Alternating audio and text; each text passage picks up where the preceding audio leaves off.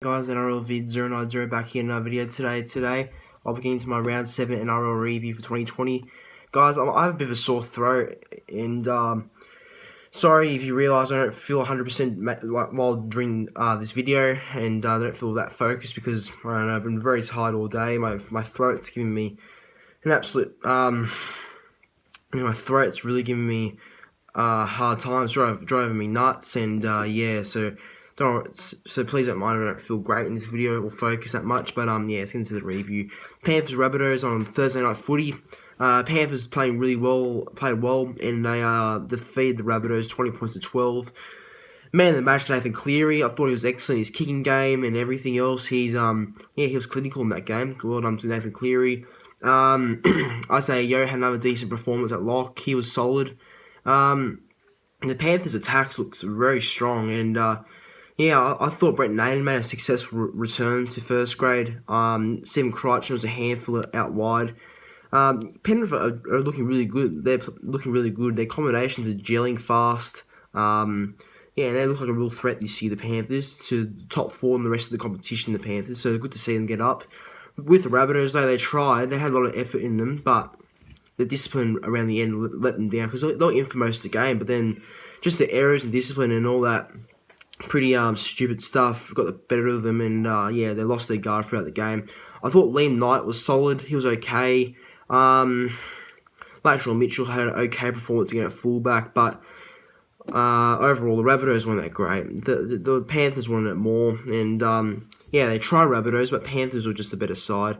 I'll give this game a 5.5 out of 10. It was a decent game of footy, but Panthers are, yeah, they're looking like a very promising side this year in 2020, and then who knows how far they can go this year. Friday night footy, and this was a bit of a boring snooze fest sort of game because it was all one-sided to the Melbourne Storm, and Storm absolutely thrashing the Warriors, 50 points to 6 on Friday night at Jubilee Oval. Yeah, the Warriors, let's start with the Warriors, a losing side, unfortunately. Look, the Warriors, they've had a lot of it's been tough for the Warriors. They've had a lot of issues in the past few weeks with the Stephen Kearney sacking, and that's affected some of the players and all that. Some players now want to go home, like Ignatius Parsi, Kemba Marlin, David Fusatu'a, to see family and all that. It's been a tough couple of weeks for Warriors, and they've just lost Poasa from Masili with on a loan deal. He'll go back to Roosters now because yeah, it's just unfortunate for Warriors. They've had a lot of issues, and I think the Warriors should forget about this year and start kind of thinking about what's going to happen in 2021 for next year. So I think forget this year, Warriors. Yeah, the Storm were just too good. Pappenhausen was just outstanding. Riley Jack's kicking game was pretty superb. Overall, Storm was just too clinical, and I think Munster's loss will hurt them, but overall, Storm did well, and yeah, they finished the Warriors in style, and I'll give this game a 4 out of 10. Wasn't all Storm, basically, and yeah. Other Friday night game, this was a better Friday night game. This was pretty competitive and decent between the Dragons and the Roosters. The Roosters defeated the Dragons 26 points to 12. Was very tight in the first half. The Dragons put a lot of effort in, and they surprised me a little bit, Dragons, and I'm sure they surprised a lot of others as well, how they played in the first half. Dragons showed a lot of courage and effort, and they really pushed the Roosters all the way, but my throat, God.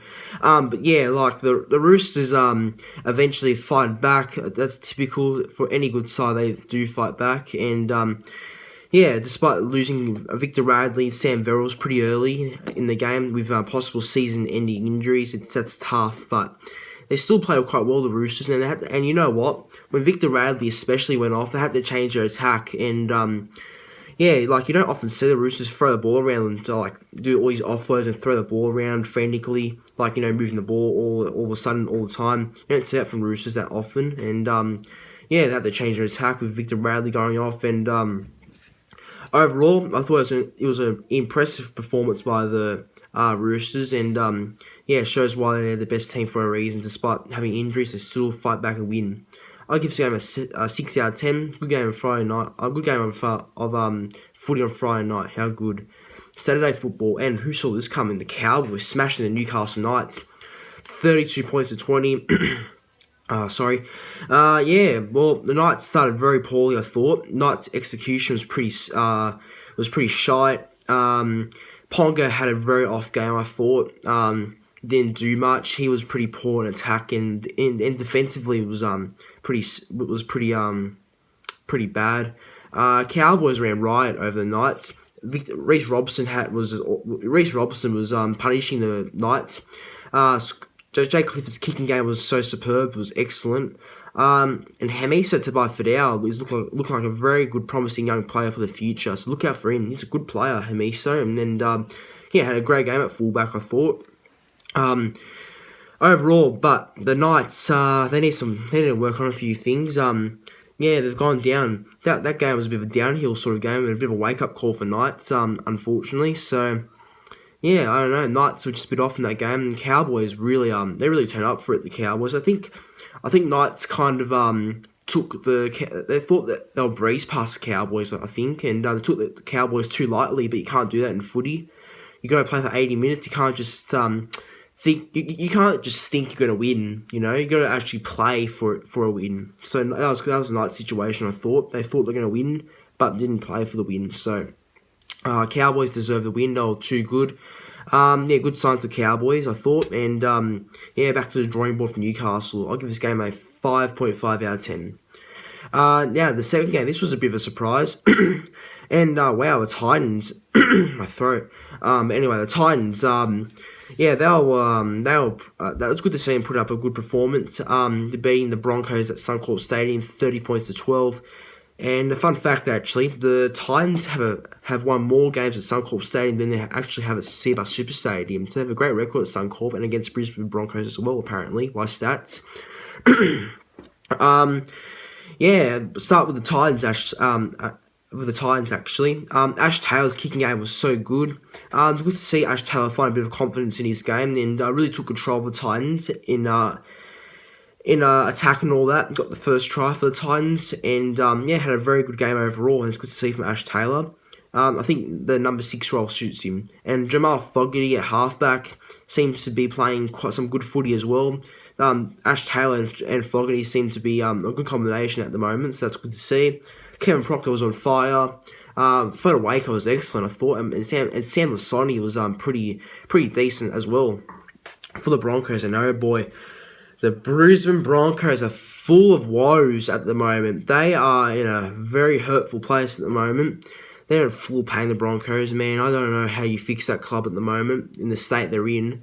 Seabolt's got to go, I reckon. He's just, he's lost it. I think Kevin Walters should get the job at the Broncos. They need David Fafita back ASAP, but they can't. For him, just returning to the same won't help them overall. The Broncos need a real good look at themselves. They're still in isolation mode. The Broncos, they don't really care about footy from what it looks like. None of them are trying. Anthony Milford should be dropped. Tom Deedon should come in at 5'8". Tessie New should come off the bench, I reckon, and Jermaine Isako back to fullback. That could help in a way, but it remains to be seen. But the Broncos are shocking at the moment. They're 15th now, and they're in a really bad state. The Broncos, it's just not funny at all. Just so bad for the Broncos, and I think their season's gone. I reckon. I don't know how they're going to overcome all this drama. But overall, I thought the Titans played way better. Anthony Don was solid on the wing, and I'll give this game a 6 out of 10. Pretty good game of footy. Saturday, the last game of Super Saturday, this was excellent between the Eels and Raiders, and both teams played actually all right in the last few minutes of the game. The last few minutes of the game was so intense, and you didn't know who was going to win. It was just so tight, and obviously at Bankwest Stadium, the Eels got away with the win, winning 25 points to 24 over the Canberra Raiders. Bloody good game of footy on Super Saturday. How good. Parramatta's attack was way more better than the Raiders, I thought. Dylan Brown really stood up when Mitchell Moses went off his injury. And, Ryan Madison was pretty decent on the edge, I thought. Clint Gutherson had a pretty good performance, got the match-winning field goal.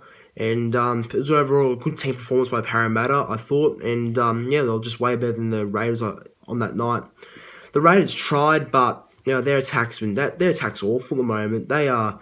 I don't know what's gone on with the Raiders. You know what? It kind of looks like the Raiders are going back to their 2018 sort of selves, you know? They're just looking a bit lazy, the Raiders, and they're just looking like they're really struggling at the moment to find something in that team. I thought Jack White was very quiet in that game. George Williams was quiet as well. Not the Charles Clock there was probably their best player on field, I thought, or Elliot Whitehead. Elliot Whitehead was impressive in that game. He played his heart out. He was good. But yeah, unfortunate for Raiders. The Raiders were really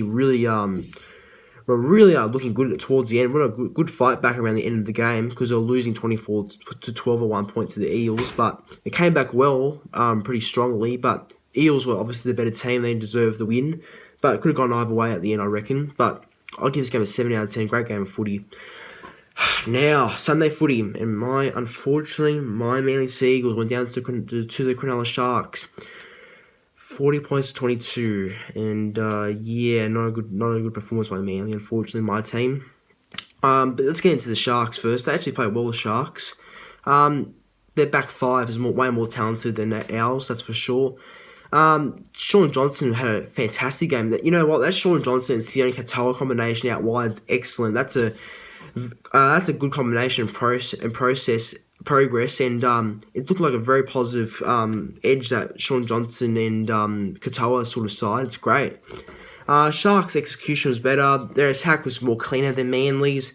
The Sharks wanted it more, and I think Sharks deserved the win. They played too good, and Manly just couldn't keep up with them, and disappointing. But Sharks are a better team, and yeah, I think they're a real chance for top 8. They got the right team to make top 8, but it depends if they can kind of click, you know, or connect. But they can do it, Cronulla. But we'll see what happens in the next few weeks. But for Manly though, my Manly Sea Eagles, I'm really disappointed in them. Fanua Blake was outstanding though. That's the one positive. Fanua Blake was outstanding. Curtis Siren was solid as always. Unfortunately though, you know what? He's my favourite Manly player, and I love him. He's a great player. As a player, I love him, and my favourite player overall. But Daly Cherry Evans, great player, but his kicking was very off, I thought, and it was a bit quiet. I feel like Daly needs some good players around him if he's going to play his best footy. Yeah, I think Daly just needs some of the right players around him at the moment. I feel like Cade Cuss should be starting at 5'8". In my opinion, that's what I'll do. Cade Cuss to start at 5'8". He did really well off the bench in that game against Sharks. Lachlan Croker back to 14 off the bench. Does that rotation role with Danny Levi. You know what? Time for George Tafua to be dropped.